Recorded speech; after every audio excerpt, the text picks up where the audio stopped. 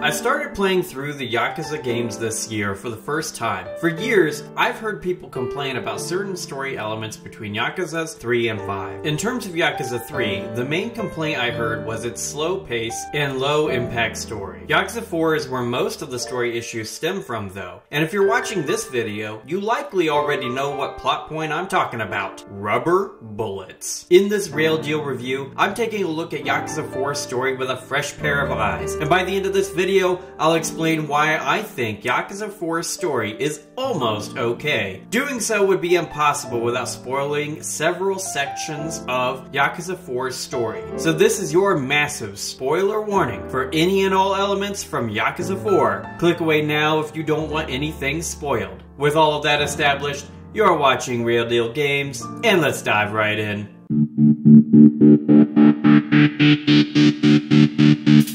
Yakuza 4's main change to gameplay from Yakuza 3 is the fact that there are 4 protagonists, each with a different fighting style. In this section, I'm going to briefly cover the fighting style changes for each character. To start out, I want to clarify that I played this game on easy. So far in my series on these games, I played each one on normal, but I found Yakuza 3 to be such a slog to get through at times that I dropped the difficulty in this game down a peg, just in case this game was going to follow suit. Having beaten the game now, I think I would have been fine on normal, as playing on easy just meant I never needed to eat food or stock up on curatives. Akiyama is the first character the player gains control of, and his fighting style is centered around his feet. Each one of his attacks is rooted in his kicks, which does provide him some extra range. Playing as Akiyama felt very similar to playing Hwoarang from Tekken, minus the ability to do some awesome combos. In terms of combo strings, Akiyama follows the same trends as other characters in the Yakuza franchise. Most fights revolve around simple, light hit strings, ending in harder hitting heavy attacks and combo enders. Saejima mixes up this type of gameplay a little bit by introducing charged combo enders. With him, the player has the choice of ending a rush combo with a standard combo ender, but if they instead charge it, they get a much stronger version that can be upgraded to allow additional powerful hits. I particularly enjoyed his square square square charge triangle triangle combo because it seemed to consistently break my opponent's guards and leave them splayed on the ground in the perfect position for a heat action. I found Saejima to be the most fun to play in this game, and I'm excited to see how his gameplay is innovated upon in Yakuza 5 should he be in that game as well. Tanimura changes up the gameplay by essentially creating a fighting style centered around building into heat actions as combo enders. After an upgrade or two, Tanimura is able to end his combos with heat actions that either finish an opponent off by cuffing them or dealing massive damage with a variety of arm bars. There are times with this that Tanimura's combos feel extremely weak early on, but once these upgrades are gained, he definitely feels like one of the stronger characters on the cast, second to Saejima. And finally, Kiryu caps off the roster of this game, and he has the same fighting style as in Yakuza 3. I didn't notice any major changes from the last game to this while playing. Each of these characters could have been one, and that would have made the game far more fun. Imagine being able to switch from Tanimura's style to Saejima's depending on the situation. As it stands, I'm not sold on RGG's approach to multiple characters because it seems to inhibit players' combo creativity. Each of these characters gets a final boss, and for the most part, the bosses seem pretty well balanced for the character they're paired with. This isn't true with Tanimura, who gets Murakumo and his Spec Ops retinue. This fight is eerily similar to the Jingu boss fight from Kiwami, and it is just as bad, perhaps worse than that fight. If left up to just the gameplay, Yakuza 4 would be the best game out of the classic games in the franchise, but gameplay is only half of the reason anyone plays these games. The story is the other, and with this game, the fan base was alight with flight away from the franchise because of the rubber bullet heard round the globe.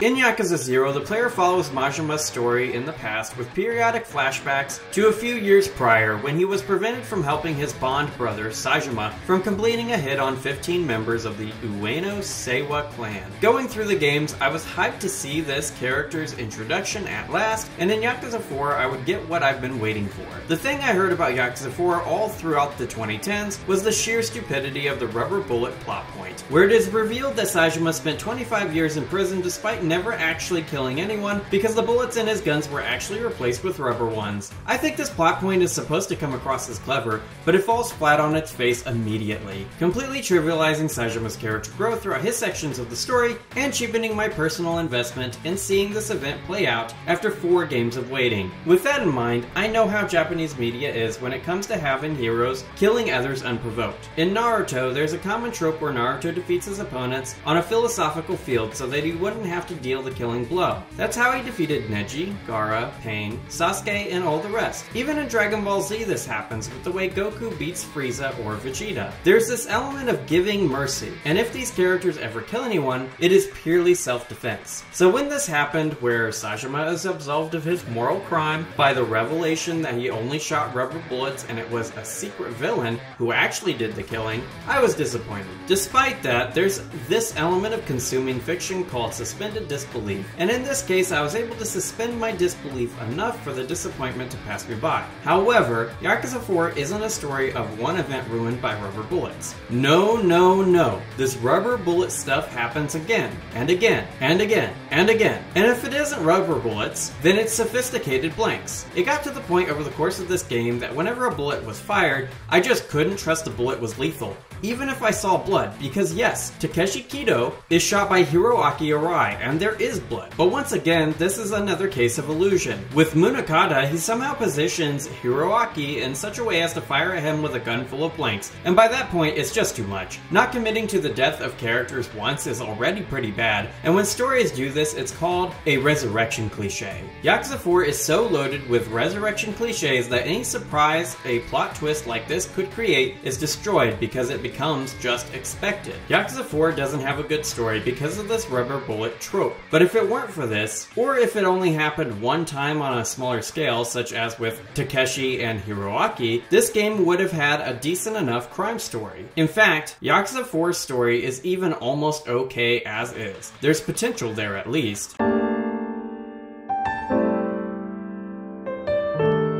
Yakuza 4's first 5 hours or so bored me to death. Akiyama isn't really a bad character, but my interest in him was hurt by the fact that he's the first character in this game. I left Yakuza 3 particularly disappointed in the experience, so Yakuza 4 had the unfortunate task of trying to win me over, which its early hours just didn't do. There are some good aspects of his character and this section of the story though. The idea of a loan shark having an ulterior positive motive for lending money to people is genius, and the way Akiyama interacts with the homeless makes him an easy character to empathize with. That being said, Yakuza 4's story is a slow burn, and not in a good way. 1979's Alien is my favorite movie ever made, and the first 50 minutes or so of the film are slow, but the careful speed of that opening hour is dedicated to the characterization of the cast, setting up the atmosphere for a setting of space and isolation, and creating curiosity in the minds of the viewer. It's a thoughtful opening, forcing the viewer to think as they unravel the carefully crafted nature of Alien's elements. I say this to demonstrate why a slow start to any media isn't necessarily bad if there's good payoff for the slow pace.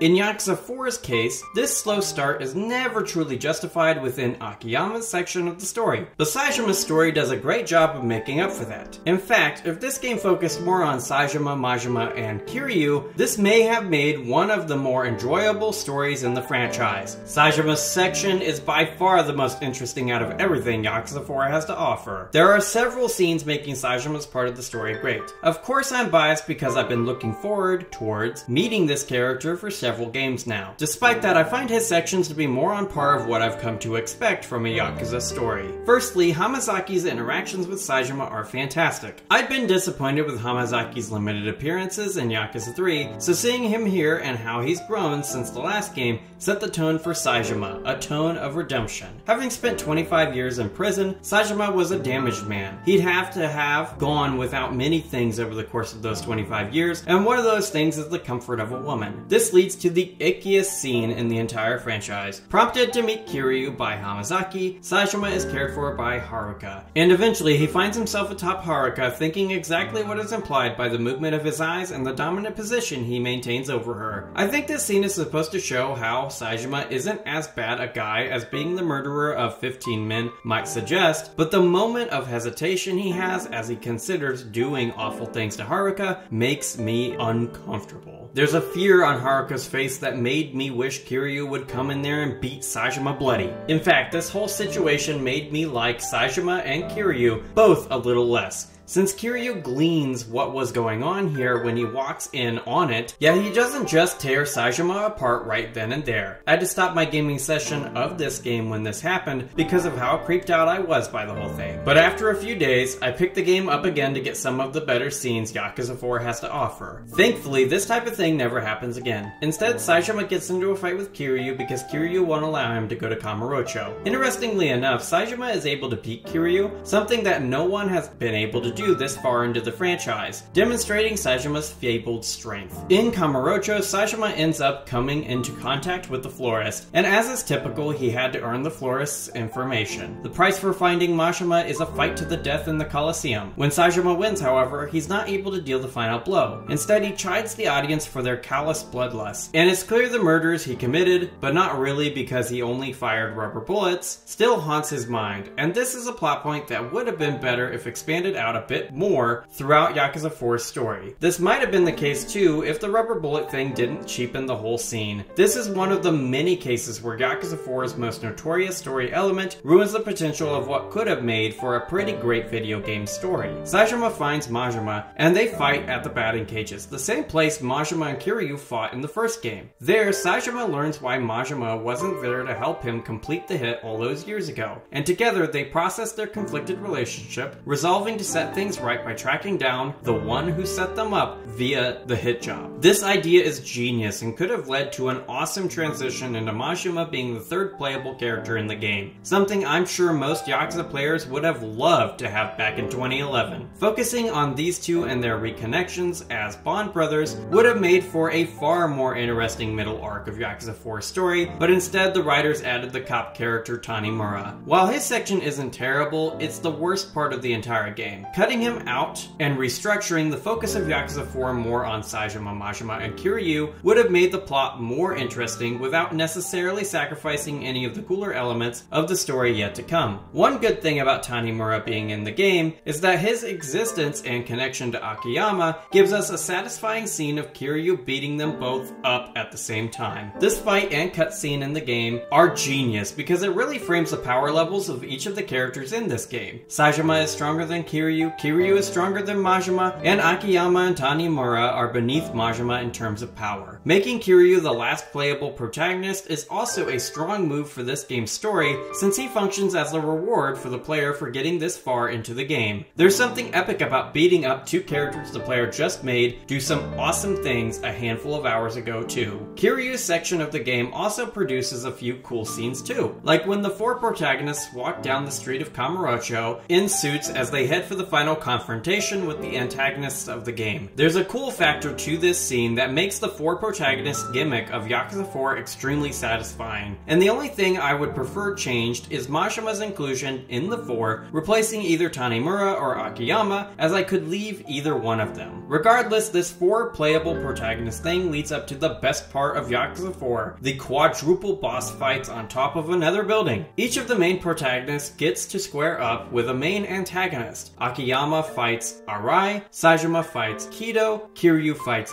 Daigo Dojima, and Tanimura fights Munakata. And each of these fights starts out with their own awesome title card. Each protagonist has a reason, either personal or thematic, for fighting the antagonist they do, which is a cool idea for the ending of a game. In fact, if these boss fights were a bit better designed, especially that awful Munakata one, this could have made for an excellent end to a great story. If the game focused on its better plot points, streamlined the story a little by cutting out some convolution, and put a stronger character over one of the weaker new ones, this would have made for a super satisfying conclusion to an epic story. With changes like that, Yakuza 4's story could have been okay. maybe even better than the previous 3 games' stories. Some scenes, like the ones I dove into here, are simply excellent, and creating more opportunities for scenes like these would have enhanced the ending boss gauntlet of this game and would have removed the boring doldrum sections that plague Akiyama and Tanimura's parts. In fact, if these characters were a little more interesting, that on its own would fix most of the major issues with Yakuza 4's plot. But really, the biggest thing to change to make Yakuza 4's story great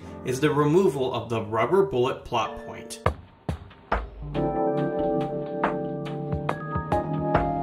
So, do I recommend you play Yakuza 4? No, I don't. In fact, I recommend you do just as I recommended for Yakuza 3. Watching the cutscenes wherever you can on YouTube is a far better way to get through Yakuza 4, because by and large the game isn't that great. I tried to explain what would have made the game a little bit better, but that wishful thinking doesn't actually fix what Yakuza 4 is. A game with an extremely flawed narrative that was almost okay. But that's just almost okay, not necessarily good, and I wouldn't recommend a game where the story is supposed to be one of the biggest selling points if said story is just okay.